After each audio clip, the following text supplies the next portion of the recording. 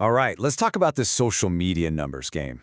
You know, we've all been sold this idea that a bigger audience is always the goal, the ultimate prize. But what if that's just completely backward? Today, we're going to dig into something fascinating. The idea that maybe, just maybe, the most powerful voices are actually the ones talking to the smallest crowds. I mean, this is the question, right? It's at the heart of pretty much every online strategy out there. We're all chasing those follower counts, celebrating the big milestones, 10,000, 100,000, a million. But does that big number really mean you have more influence? The actual data might really surprise you. For years, this has been the golden rule of the internet. It seems like a pretty simple equation, doesn't it? More followers means more eyeballs, which means more clicks, more sales, more impact. It's become the main way we judge an account's success, that one number we all look at first. Okay, but this is where it gets really interesting. Because when you stop obsessing over the size of the audience and you start looking at how that audience actually behaves, a totally different picture starts to emerge. And honestly, it challenges everything we thought we knew. So to really get what's going on, you have to see this pattern. We're calling it the engagement inversion. And just look at it for a second. As the follower count gets bigger, going from nano on the right all the way to mega on the left, the actual engagement rate, it goes down. It's a perfect inverse relationship, and it's the key to this whole story. And just so we're all on the same page, when we say engagement, what are we even talking about? Well, it's all about active participation. It's not about how many people might see your post. It's about how many people actually do something about it. A like, a comment, a share. This is the metric that measures real connection, not just a huge passive audience. All right, so let's break that chart down. We're going to go through these 4 tiers one by one. We'll start with the biggest fish in the sea and work our way down, just to see exactly how this crazy inversion plays out in the real world. So, first up, we've got the mega influencers. These are your household names, right? The global celebrities with over 1 million followers. On the surface, it looks like they have it all. But here's the kicker. Their engagement rate is shockingly low. We're talking between just 0.5% and 2%. That means for every million followers, the vast majority are just silent. It's a super wide audience, but it's also a really shallow connection.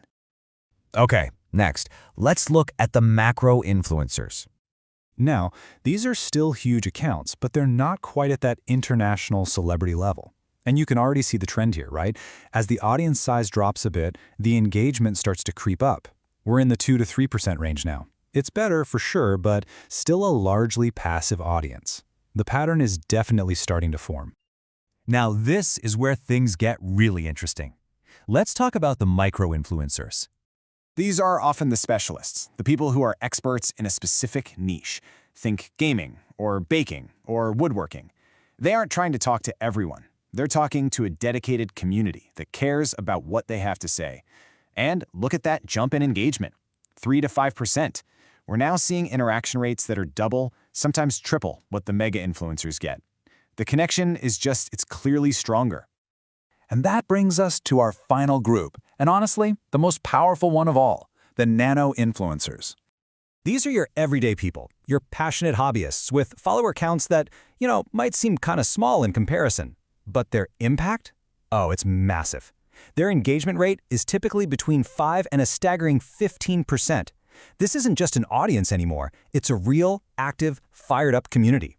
These people aren't just passively following, they're participating. And that's the whole point. The smallest groups often have the loudest, most passionate voices. And here it is, the whole story in one simple table.